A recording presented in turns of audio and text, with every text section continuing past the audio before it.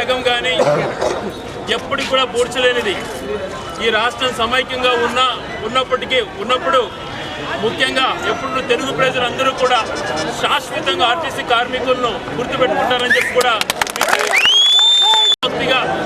ఏదో మాకు తోచినంత మా శక్తి కొద్దీ కొంచెం ఏదో రకంగా మీకు వెసులుబాటు కల్పించాలనే ఉద్దేశంతో ఇక్కడ రావడం జరిగింది. దాంతోపాటు నగరంలోని పెద్దలు కొంతమంది ముందుకొచ్చి కార్మికులు పడుతున్నటువంటి ఇబ్బందులు దృష్టిలో పెట్టుకొని వాళ్ళ కోసం మేము సైతం ఉంటామని చెప్పి పెద్దలు హాజీ బషీర్